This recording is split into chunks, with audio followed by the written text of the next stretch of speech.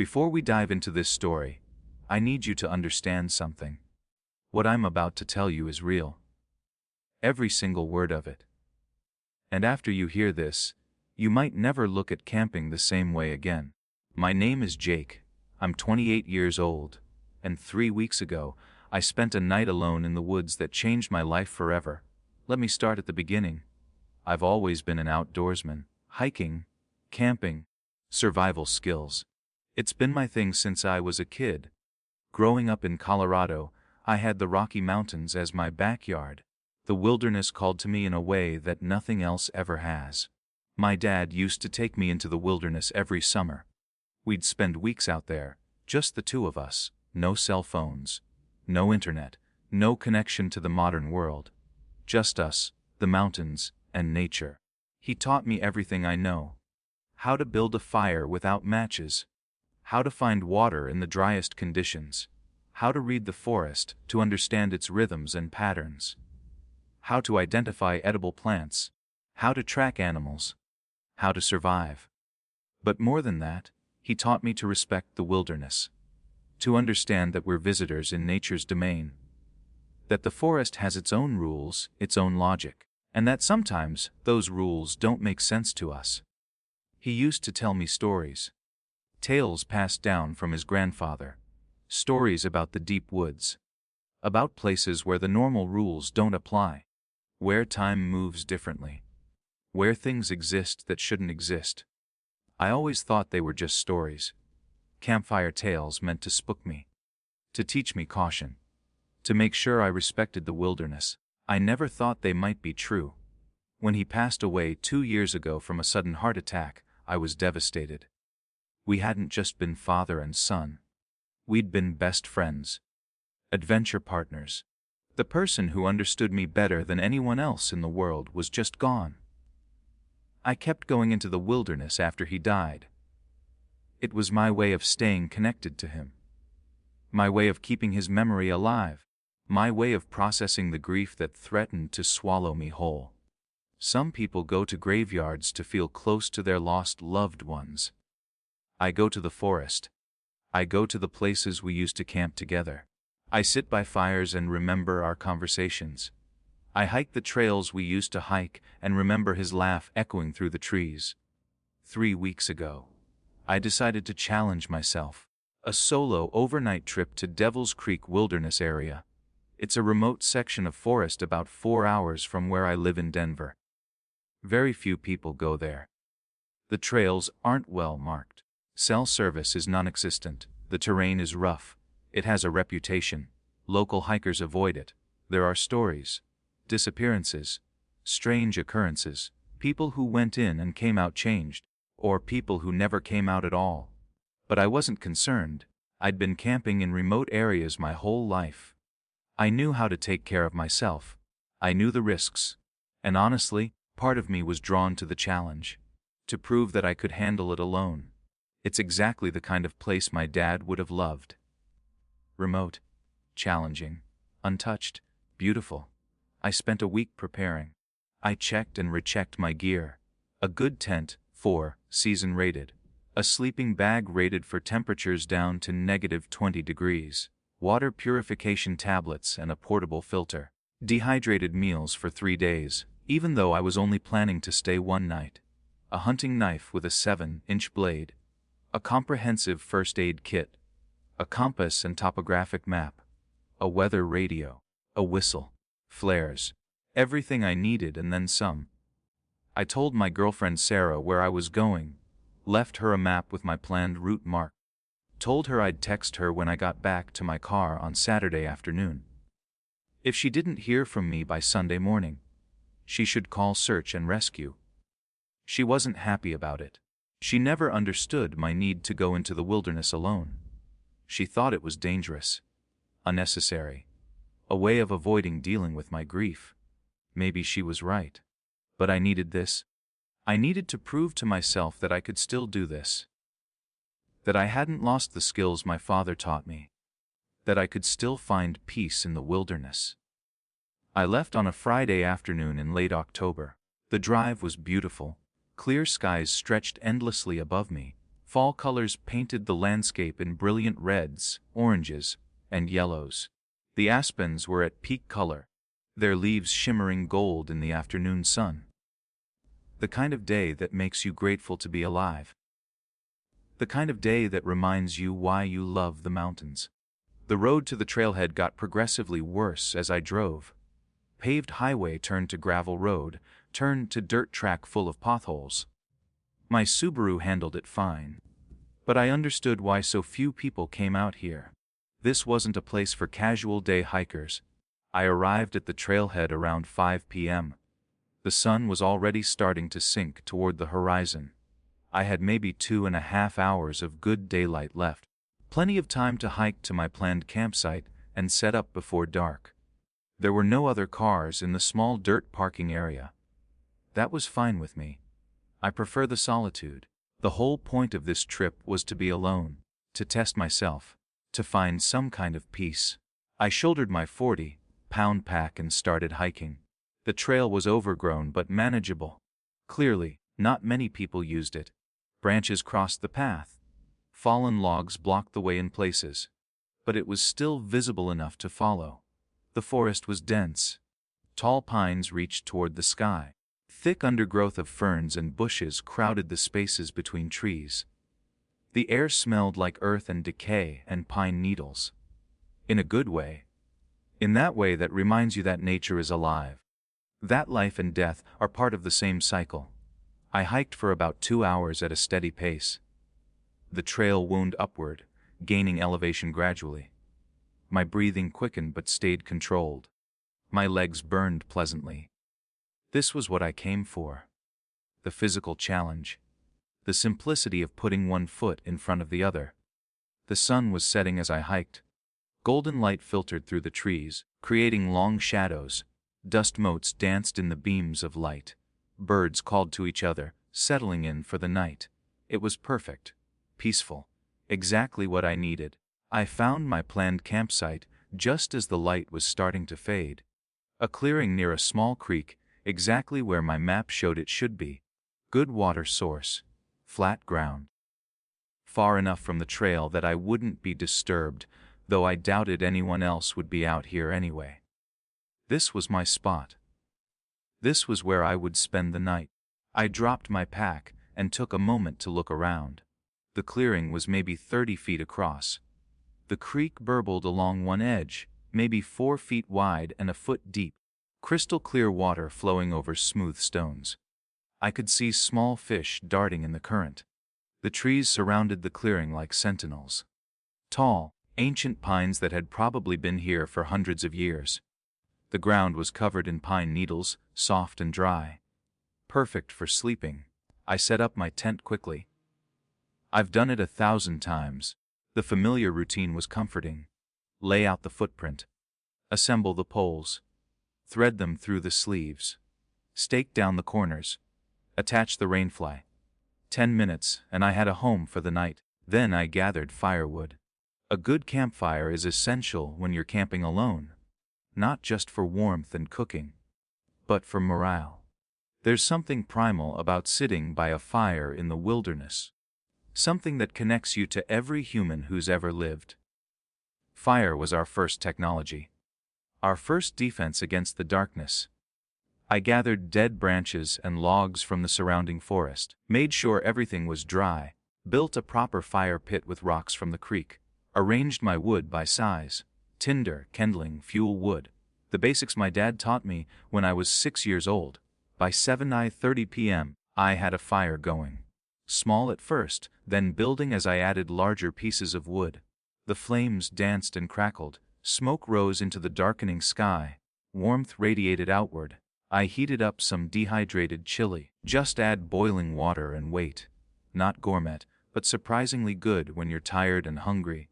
I made coffee in my camping pot. Strong and black. Sat on a log I dragged near the fire and just listened to the forest. This is what I came for. The silence, the solitude, the peace, the feeling of being completely disconnected from the modern world. No emails, no social media, no news, no responsibilities. Just me and nature. Except it wasn't silent, not really. I mean, it was quiet, no cars, no planes overhead, no people, no human noise at all. But the forest itself was loud if you knew how to listen. Wind in the trees, making the branches sway and creak. The creek bubbling and splashing over rocks. Insects chirping in a rhythmic chorus. Somewhere in the distance, an owl hooting, its call echoing through the forest. All normal sounds. All sounds I've heard 1,000 times before on countless camping trips. Sounds that should have been comforting, familiar. But as the sun went down completely and darkness settled in thick and heavy, I started noticing something else. Something that didn't fit the usual pattern of forest sounds. Footsteps. Not close. But not far either, somewhere just beyond the edge of the firelight. Slow. Deliberate. The unmistakable crunch of leaves under something heavy. I stopped eating. Listened carefully.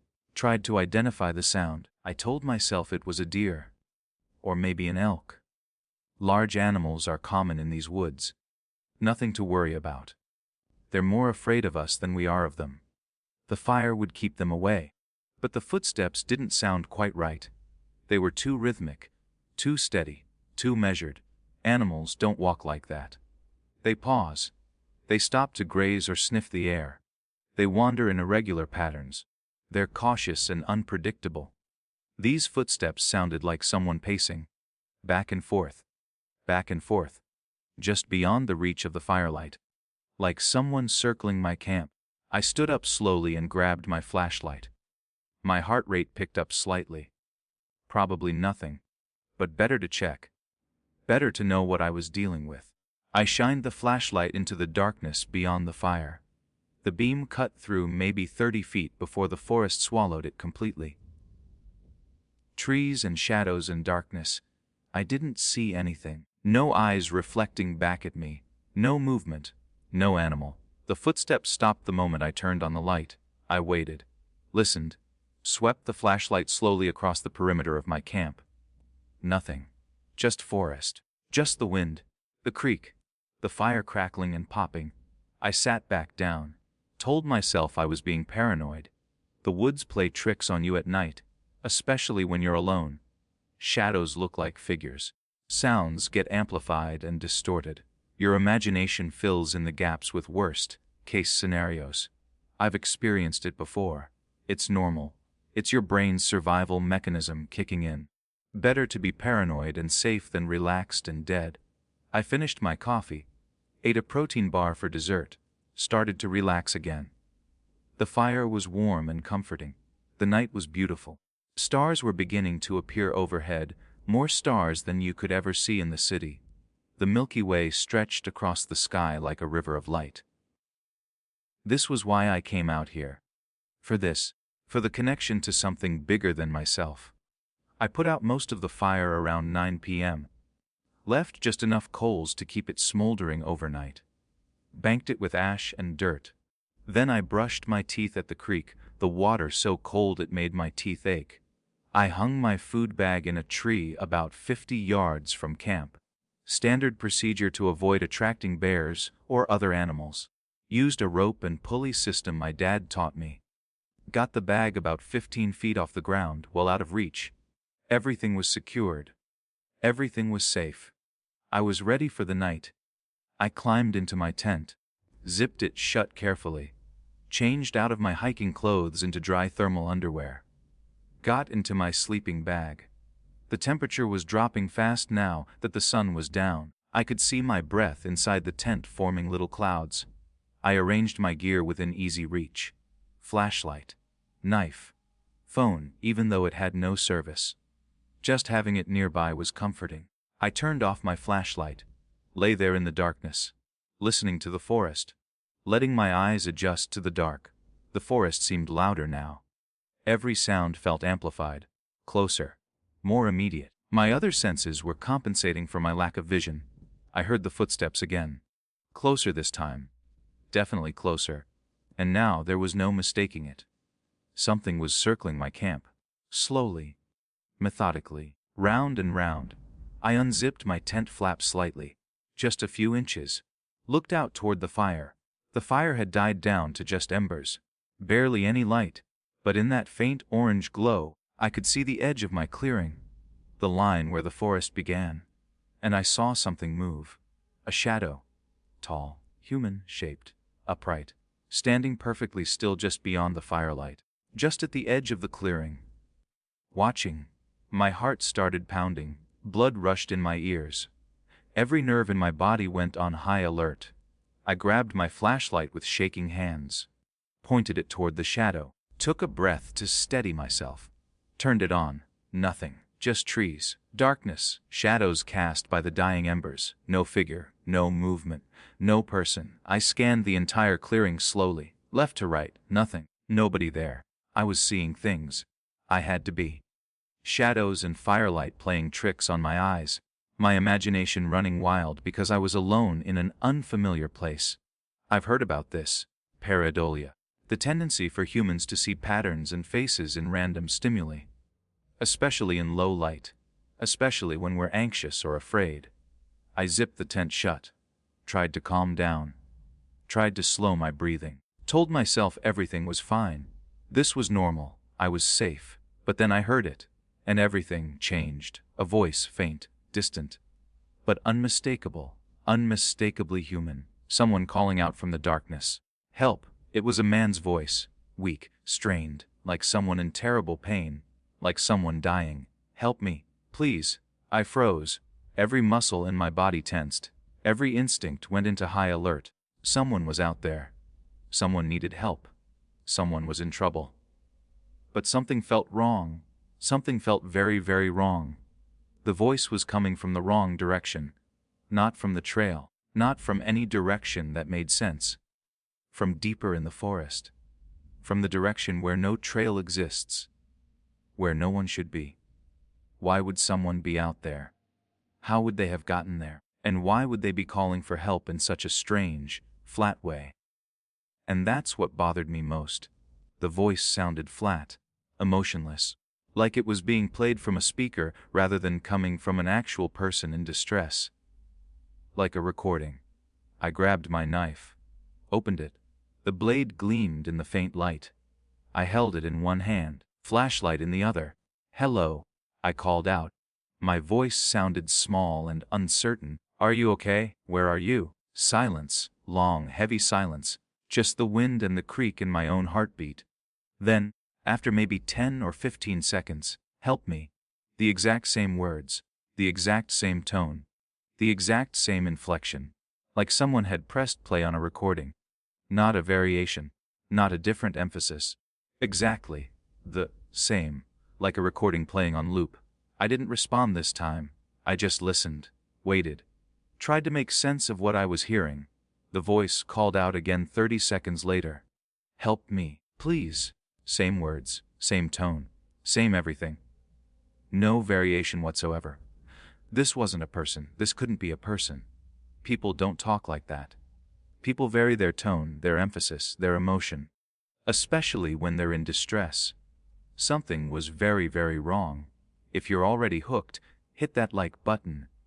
And if you love horror stories like this, make sure to subscribe so you never miss another terrifying tale. Trust me, what happens next is going to blow your mind. Let's continue. 8:30 p.m. Suomatia NDSWROung. I stayed in my tent, knife in one hand, flashlight in the other, every sense on high alert, listening. The voice kept calling, every few minutes. "Help me, please." Always the same. Always from the same direction. Deep in the forest where no one should be. Where no trail leads. Where there's nothing but miles of dense wilderness. I knew I shouldn't go out there. Every survival instinct I had was screaming at me to stay put, to wait until morning, to not engage with whatever this was, to stay in my tent where I was relatively safe. My dad's voice echoed in my head. One of his cardinal rules. If something feels wrong in the wilderness, trust your instincts, don't investigate, don't be a hero. Survive first, understand later. But what if someone actually needed help? What if there was a hiker out there, lost, injured, dying? What if they'd fallen and broken their leg? What if they were hypothermic? What if they were bleeding out? Could I really just sit here and do nothing? Could I live with myself if someone died because I was too scared to help? I wrestled with this moral dilemma for probably 20 minutes. The voice kept calling. Over and over. Mechanical. Unchanging. Help me. Please. Finally I made a decision. I would investigate. But carefully. Methodically. I wouldn't go far. Just far enough to see if anyone was actually out there.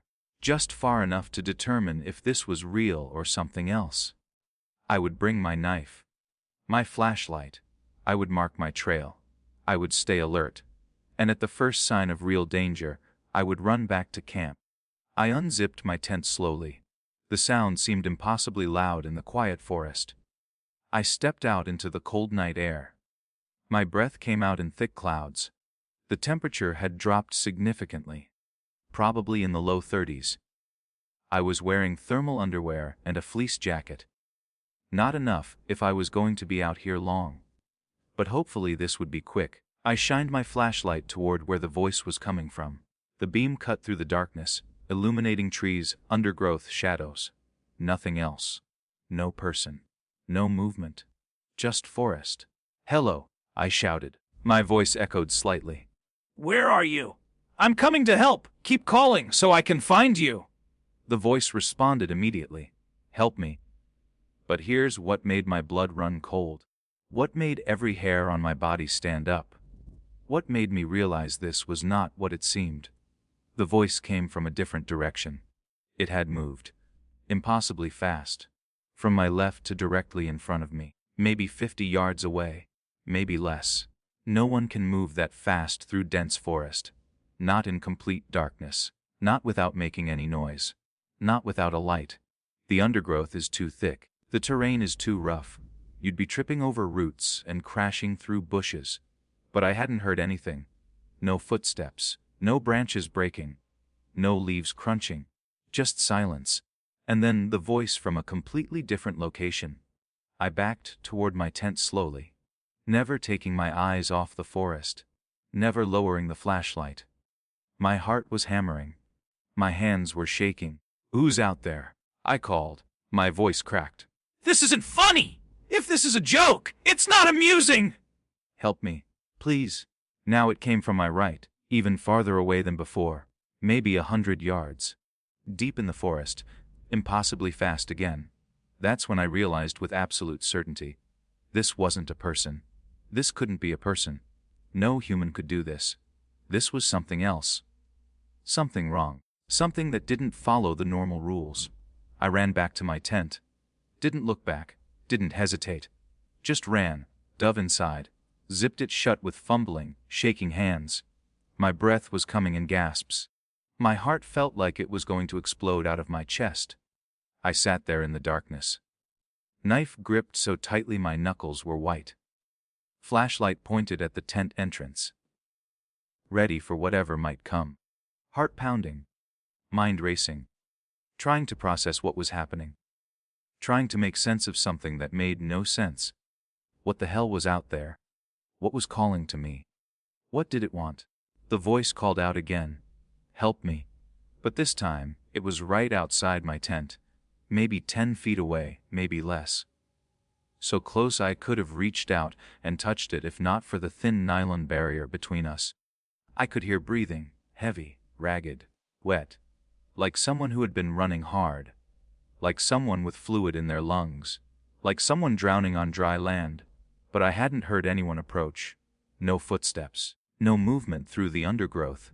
No sound of travel whatsoever. Nothing. It was just suddenly there. Right outside. Breathing. I turned off my flashlight. Tried to control my breathing. Tried to stay completely silent. Maybe if I didn't make any noise, it would go away. Maybe if I pretended not to be here, it would lose interest. The breathing continued. Right outside my tent, I could see the tent fabric moving slightly from the force of the air. In and out. In and out. Regular as a metronome. Then I heard something that made every hair on my body stand up. That made my stomach drop.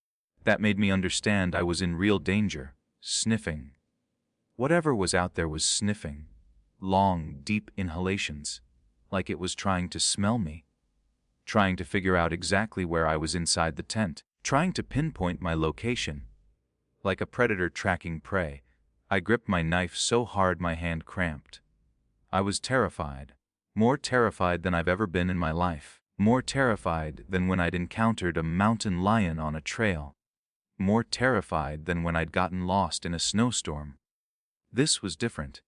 This was primal terror, the kind of fear that lives in the oldest parts of our brain. The fear of being hunted, the fear of being prey. The sniffing moved around the tent, slowly, methodically, deliberately, like it was mapping out the entire structure, learning its shape, finding the weak points. I didn't move, didn't breathe, didn't make a sound, just waited, hoped, prayed to whatever might be listening that this would end, that it would go away. And then it spoke, but not in that flat, recorded voice from before, not in that mechanical, emotionless tone. This was different. This was personal. This was impossible. This was my father's voice. Jake, come out, son. I need to show you something. I felt like I'd been punched in the gut. Like all the air had been knocked out of my lungs. Like the world had tilted sideways. My dad had been dead for 2 years. 2 years of grief and missing him and wishing I could hear his voice just one more time.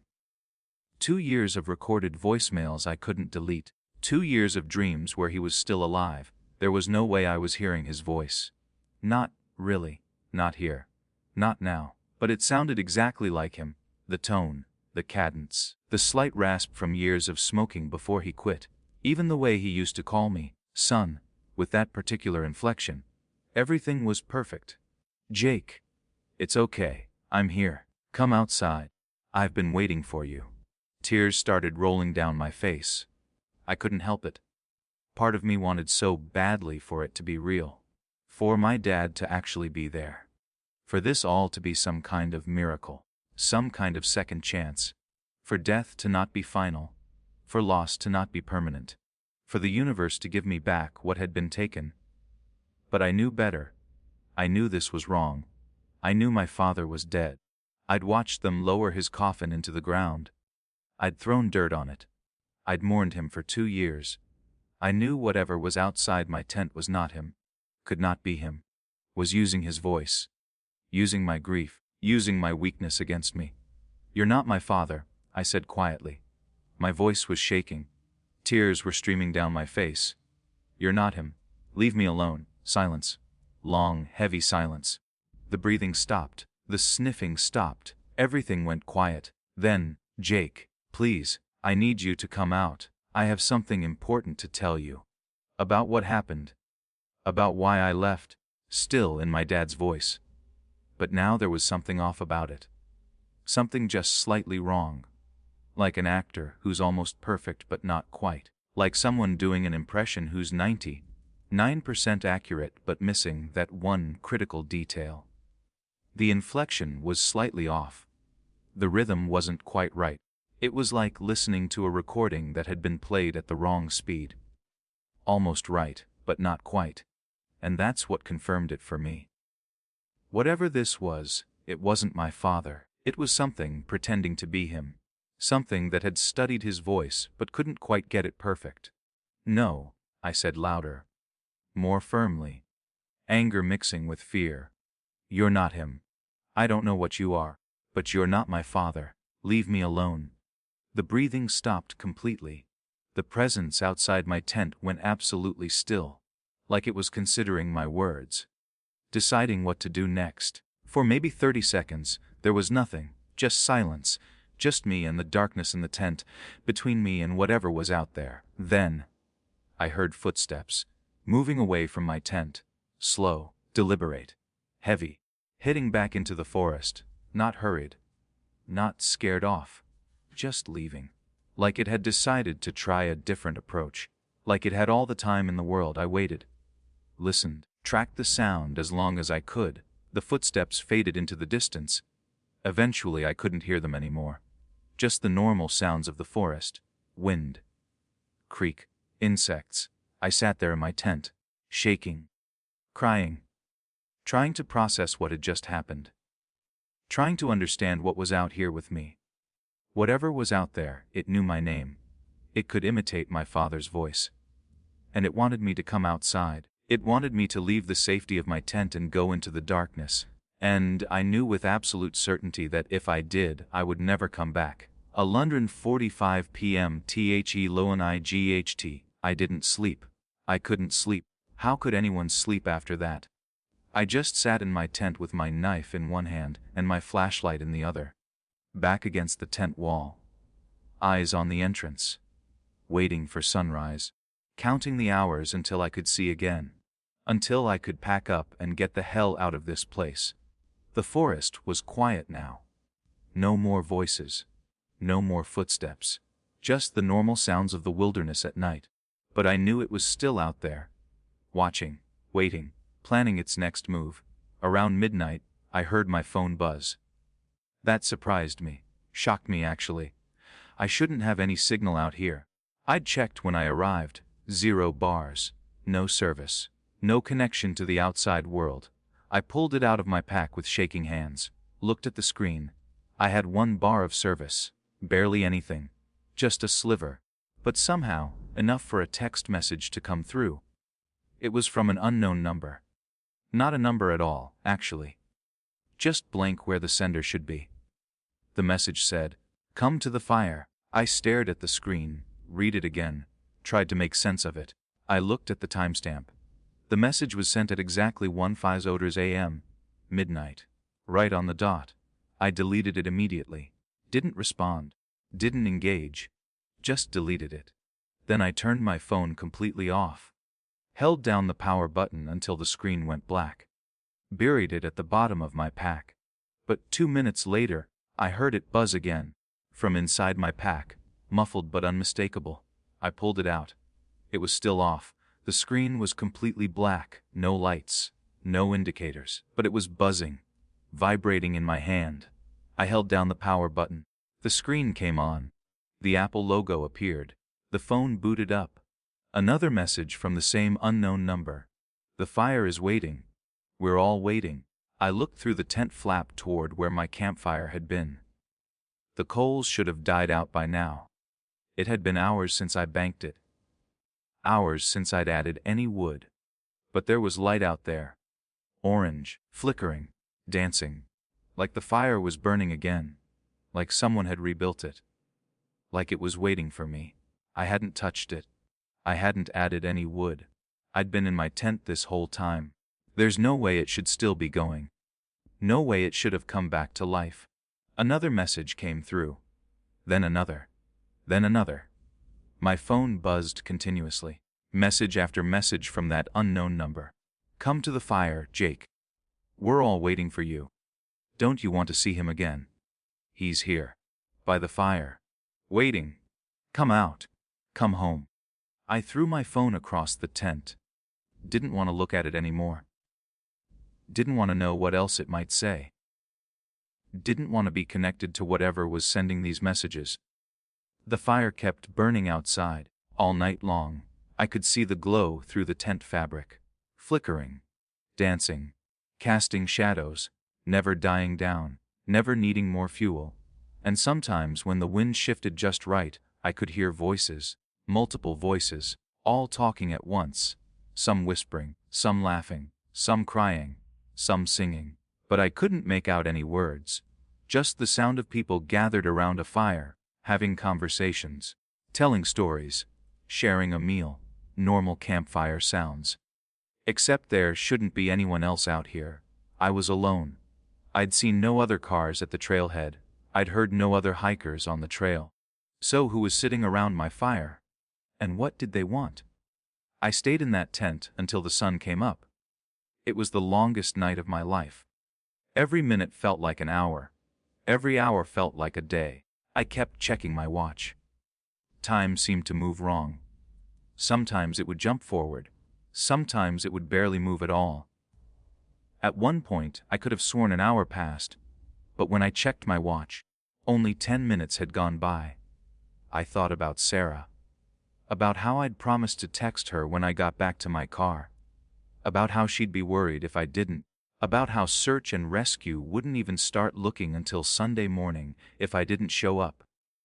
I thought about my dad, about the stories he used to tell, about the warnings he used to give, about how he always said the wilderness has its own rules, its own logic, its own intentions.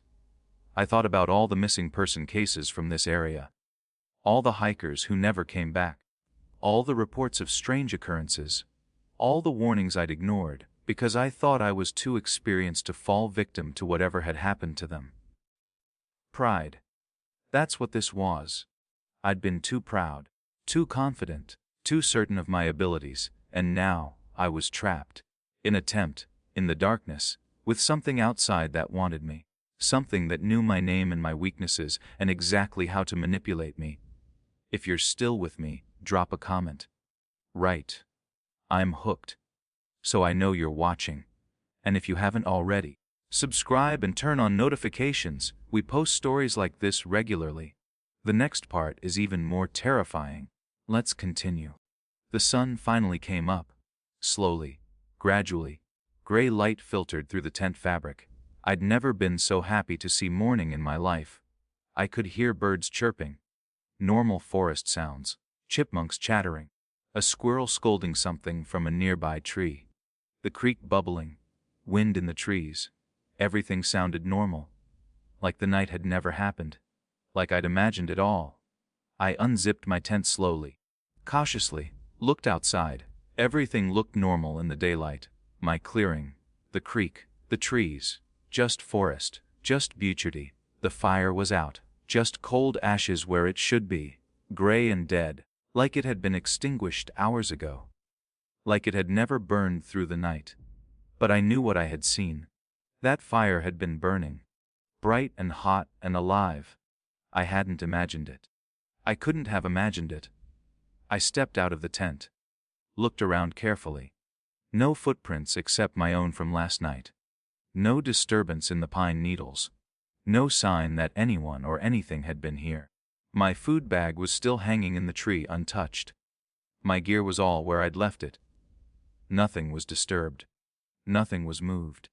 For a moment, I wondered if I had imagined it all, if exhaustion and grief and being alone had caused some kind of episode, some kind of breakdown. But then I checked my phone, the one I'd turned off, the one I'd thrown across the tent. It was on. Screen lit up, and there were hundreds of messages, all from that unknown number, all time-stamped throughout the night, all saying variations of the same thing. Come to the fire. We're waiting. He wants to see you. Don't you miss him? This is where you belong. I deleted them all. Every single one. Then I turned the phone off again. I didn't want to see any more messages, didn't want any more contact with whatever this was. I packed up my tent as quickly as I could. My hands were still shaking. My movements were jerky and uncoordinated. But I got it done. Rolled up the tent, stuffed it in my pack, grabbed my sleeping bag, packed everything away. I just wanted to get out of there. Get back to the trailhead. Get to my car. Get home. Get away from this place and never come back. Forget this ever happened. Pretend it was a nightmare. Move on with my life. I shouldered my pack. It felt heavier than yesterday, like it had gained weight overnight. But that was probably just exhaustion. I hadn't slept, hadn't rested. My body was running on adrenaline and fear. I started walking back the way I had come, following the trail, heading north toward the trailhead, toward safety, toward civilization, toward people and cars and normalcy. The forest looked different in daylight, less threatening, less ominous. Just trees and undergrowth and wildlife, beautiful, actually. The morning light filtered through the canopy in golden beams. Dew sparkled on spiderwebs. A deer watched me from the trees, then bounded away. I started to feel a little bit better, a little bit safer. Maybe it was over. Maybe whatever happened last night was contained to the darkness. Maybe daylight brought protection. Maybe I was safe now. I was wrong. So very wrong. I had been hiking for maybe 30 minutes when I realized something was off. Something was wrong. The trail didn't look right. I should have been seeing familiar landmarks. That distinctive boulder shaped like a giant tooth. The fallen log that crossed the trail. The place where the creek crossed the path. The old fire ring from previous campers. But I wasn't seeing any of it. I was seeing different trees. Different terrain. Different everything. I stopped, pulled out my map and compass. Checked my position carefully. According to the compass, I was heading north. Straight north. Toward the trailhead. Exactly where I should be going. But the terrain didn't match the map. Not even close. I should have been going uphill here. I was going downhill. I should have crossed the creek twice by now. I hadn't crossed it at all. The elevation was wrong. The vegetation was wrong. Everything was wrong. I stopped walking. Tried to get my bearings. Used the sun to navigate. It was up to the east, rising in the morning sky. I turned to face it. That meant I was facing east. North should be to my left. I turned left. Started walking what should be north. But after just a few steps, something felt wrong. I checked the sun again. It had moved. It was now behind me. Like I had turned around completely without realizing it. Like the forest itself had rotated. But that's impossible. The sun doesn't move that fast. The earth doesn't rotate that quickly. This didn't make sense. I checked my compass again. The needle was spinning. Slowly. Steadily. Round and round like a clock hand. Not pointing north. Not pointing anywhere. Just spinning. Like there was massive magnetic interference. Like I was standing on a lodestone. Like the normal rules of physics didn't apply here. That's when I heard it again. The voice. But now it wasn't just one voice. My father's voice. But now it was coming from all directions. Surrounding me. Above me. Below me. Everywhere and nowhere. Jake, you're going the wrong way. The trailhead is this way. I spun around. No one there. Just forest. Just trees. Just shadows. This way, son. Follow my voice. I'll lead you home. The voice was coming from deeper in the forest. Away from where the trailhead should be. In the opposite direction of safety. Leading me further into the wilderness. I'm not following you, I said out loud. My voice echoed strangely, like I was in a canyon instead of a forest. I know you're not real. I know you're not him. Silence. Brief silence. Then a different voice. A woman's voice, soft, kind, maternal. Jake, please, we need you. Come to us. We're waiting for you. Then another voice, a child's voice. Young, innocent, frightened. Jakey.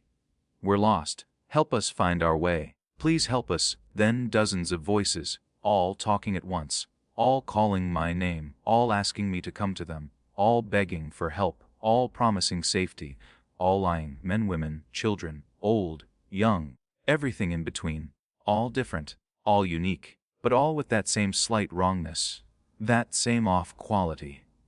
Like recordings, like imitations, like things pretending to be human.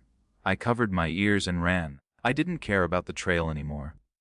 Didn't care about navigation. Didn't care about direction. I just ran. I crashed through undergrowth. Branches whipped my face. Thorns tore at my clothes and skin. I jumped over logs. Splashed through streams. Ducked under low branches. I ran until my lungs were burning and my legs felt like they would give out. Until my heart was hammering so hard I thought it would burst. And then I stopped. Because I was back at my campsite. My tent was still there, standing exactly where I had left it. But that was impossible. I had packed it up. I had put it in my backpack. I had rolled it up and stuffed it away. I dropped my pack and opened it with shaking hands. The tent was inside. Rolled up.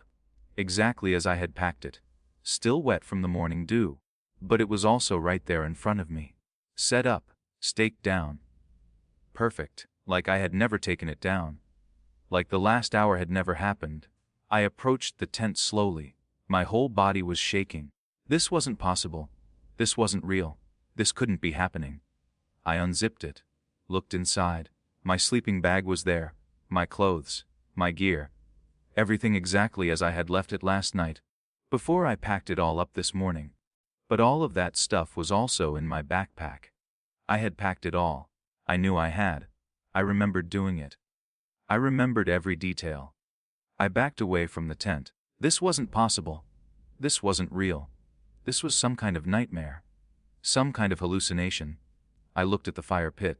The ashes were there. Cold. Dead. Gray.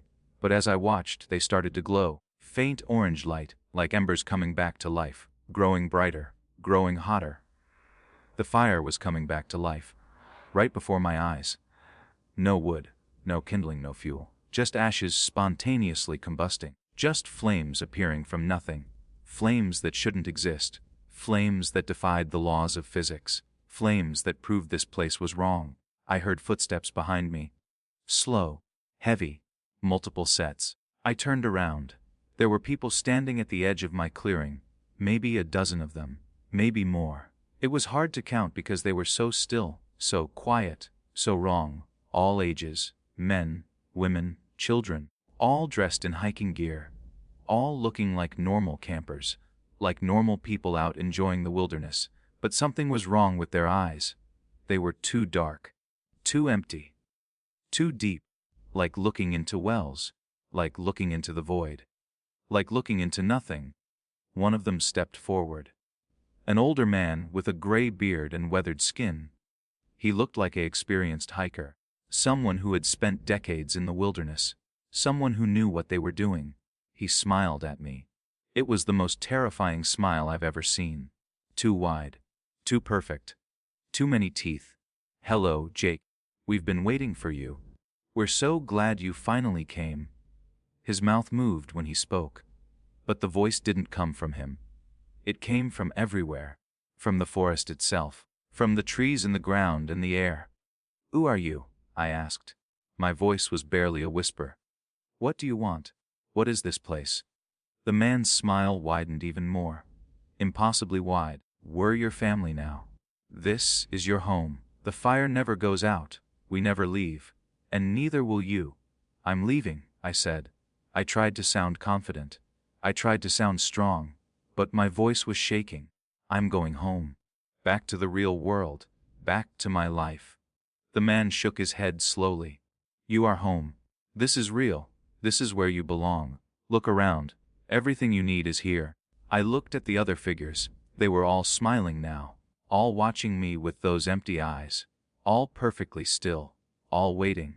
A woman stepped forward. She was younger. Maybe mid-30s. Pretty in a way. But those eyes. Those terrible, empty eyes. She held out her hand to me. Her smile was gentle. Inviting. Come sit by the fire, Jake. You must be tired. You've been walking all night. You've been searching for so long. Rest now. Be at peace. Be home. I haven't been walking all night, I said. I looked down at myself as I said it. I was in my tent. Waiting for sunrise. I only started hiking half an hour ago. She tilted her head. Confused. Like she genuinely didn't understand. No. You've been walking. Round and round. Trying to find your way home. Trying to find your way back. But you were already home. You just didn't know it yet. I looked down at my boots. They were covered in mud. Thick, caked on mud that would take hours of hiking to accumulate. My pants were soaked from crossing streams.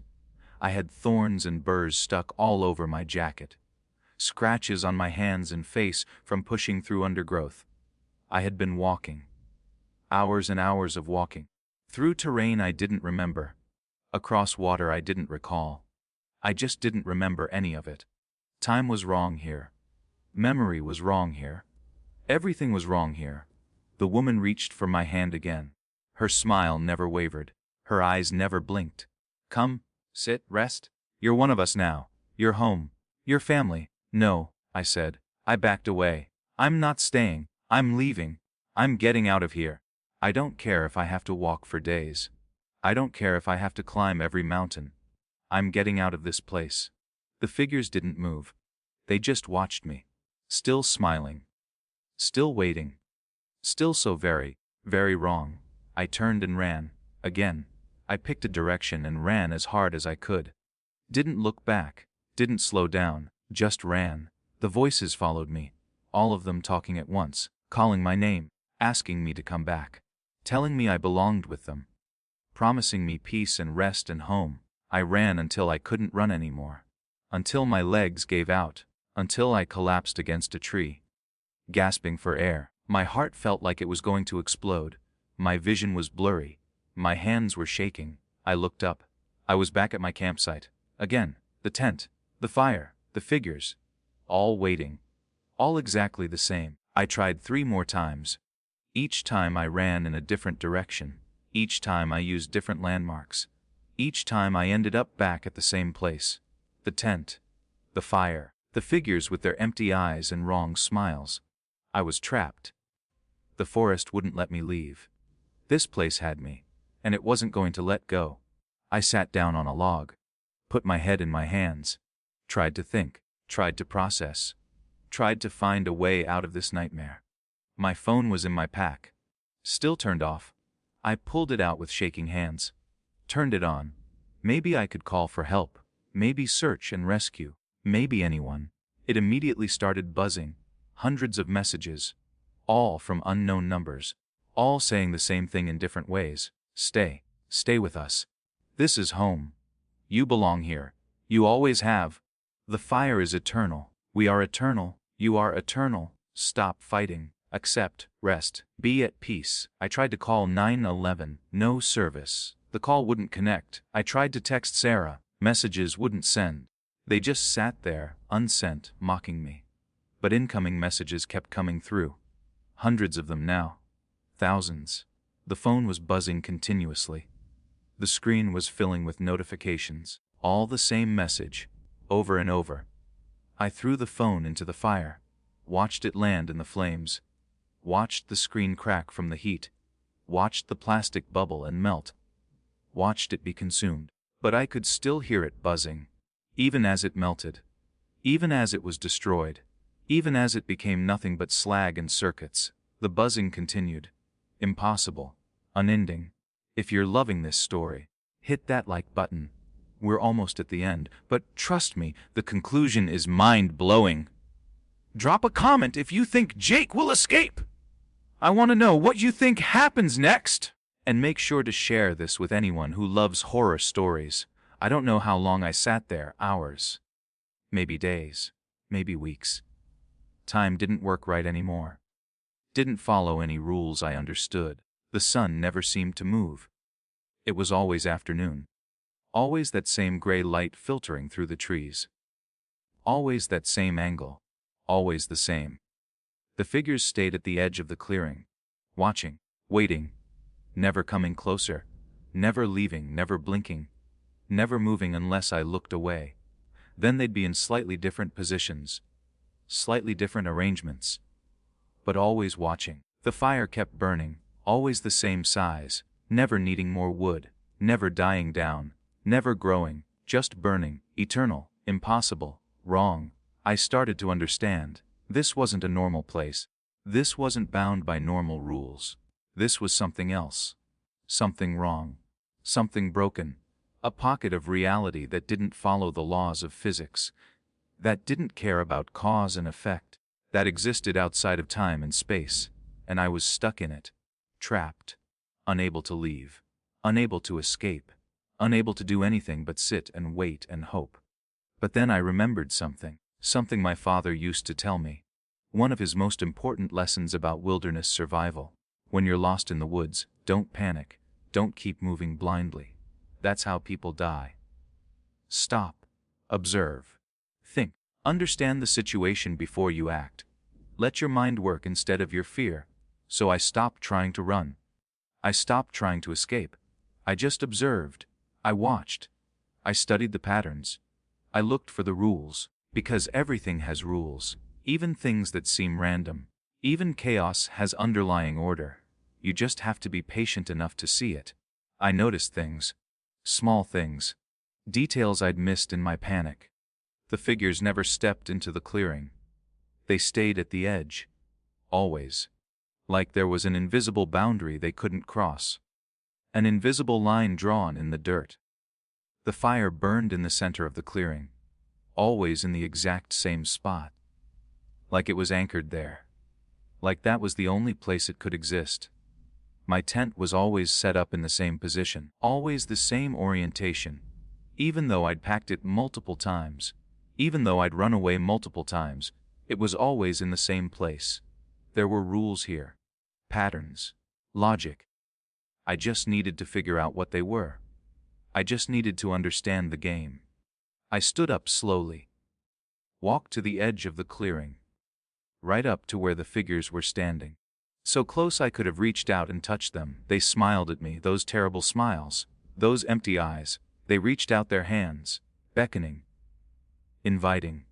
Join us, Jake. Come to the fire. Come home. Come to where you belong. No, I said, firmly, calmly. I have a question first. What is this place, really? No lies, no games. What is this? The older man with the grayed beard tilted his head, considered my question. His smile faded slightly. This is home. This is where we belong. This is forever. That's not an answer, I said. What is this place? Why can't I leave? What are you? The man's smile faded completely. For a moment, he looked almost human, almost real, almost sad. You can leave anytime you want. We're not keeping you here. We would never keep you here. You're choosing to stay. That's a lie, I said. I've tried to leave. I've run in every direction. I always end up back here. You won't let me leave. The woman stepped forward. She looked at me with those empty eyes. But now there was something else there. Something that might have been pity. Because you're not ready to leave. You're not ready to let go. You're holding on too tightly. Let go of what? I asked. What am I holding on to? She pointed at the fire, her finger extended. Impossibly long, impossibly thin.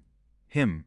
I looked at the fire. For the first time I really looked at it. Really saw it. Not just flames and heat and light. And I saw something in the flames. A figure. Sitting by the fire. Cross-legged. Exactly where I had been sitting on my first night here. As I watched, the figure turned to look at me. The flames parted, and I saw his face. It was my father. Not an imitation. Not a voice. Not a trick. My actual father. Exactly as I remembered him. Smiling at me the way he used to smile when we camped together. That same warmth. That same love. That same presence. He stood up slowly. Walked toward me. Right through the fire like it wasn't there. Like he was made of something other than flesh and bone. Like he existed in a different state of being. He stopped a few feet away from me. Close enough that I could see every detail of his face. Every wrinkle. Every scar. Every familiar feature. Hey son, he said. His voice was exactly as I remembered. No wrongness, no off quality, just him. I felt tears running down my face, hot, unstoppable. Dad. It's me, Jake. I've been waiting for you. I wanted to see you again. To camp with you one more time. Like we used to. Like it should be. But you're dead. I said. My voice was breaking. You died 2 years ago. I watched them bury you. I threw dirt on your coffin. You're gone. He nodded slowly. Sadly. I did. But this place, it's special. It's where people come when they can't let go. When they're holding on to something so tightly that they can't move forward. When grief becomes a prison instead of a process. I don't understand, I said. What do you mean? He gestured at the clearing, at the tent, at the fire, at everything. You built this, Jake. Not consciously, not intentionally, but when you came into these woods, when you set up camp exactly the way we used to do it together, when you brought all your memories and grief and longing with you, you opened a door. And I came through. Or something wearing my face did. Something created from your need. So you're real. You're actually here. He shook his head sadly. Gently. No. I'm a memory. I'm what you're holding on to. I'm the grief you can't process. I'm the loss you can't accept. And these people. He gestured at the figures standing at the edge of the clearing. Their memories too. Other people's memories. Other hikers who came here looking for something they lost. And they never left. They got stuck. Just like you're getting stuck. I don't want to stay here, I said. Tears were streaming down my face now. I want to go home. I want to go back to my life. I want to live. Then let me go. Son, stop trying to keep me alive through these camping trips. Stop trying to recreate what we had. Stop trying to bring back something that's gone. I'm dead. And that's okay. That's natural. That's how life works. I can't, I said. I miss you too much. It hurts too much. I know, he said. His voice was so gentle, so understanding.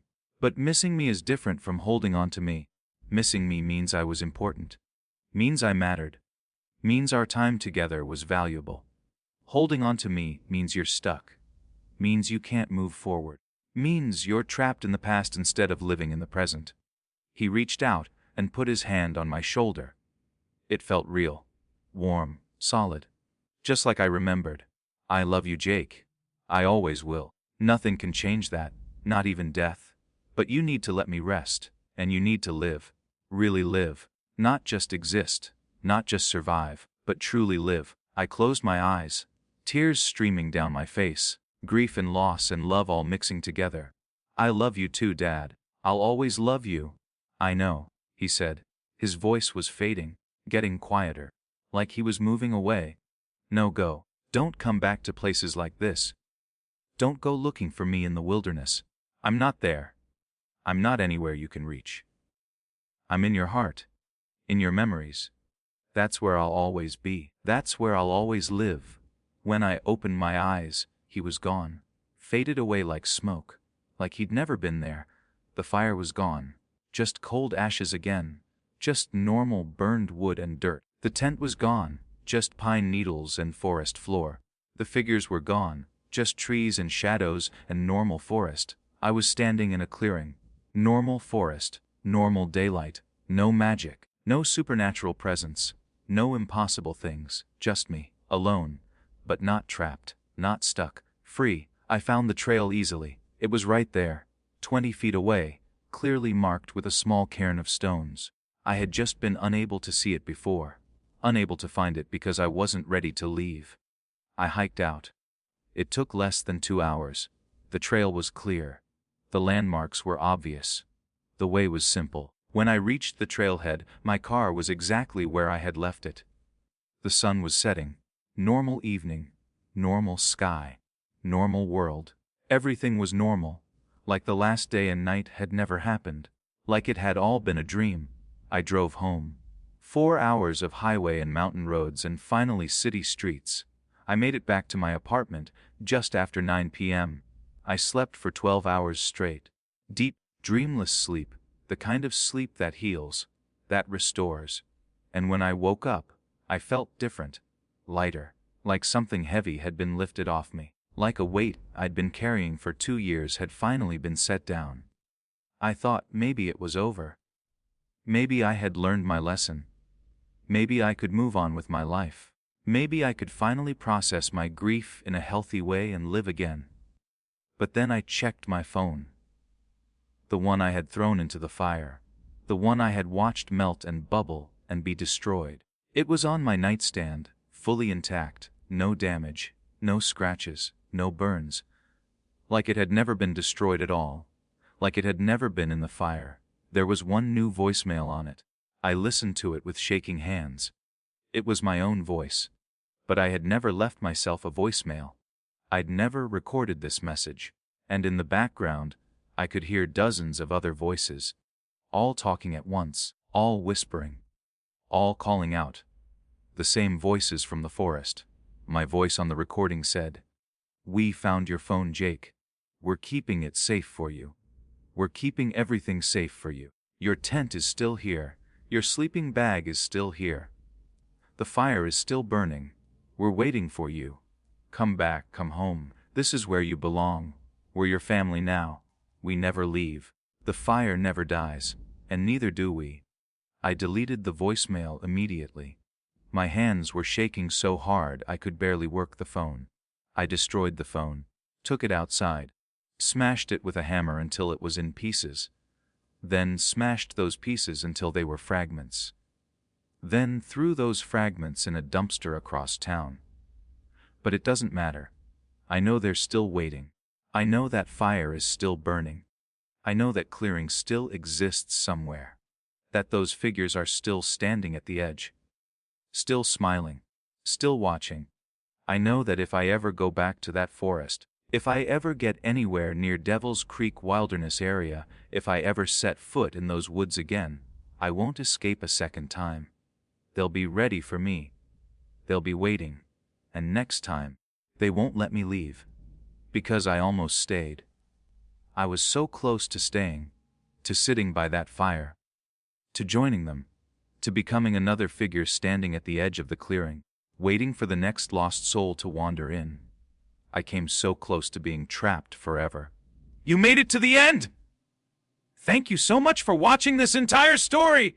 Your support means everything! Here's what I need from you right now.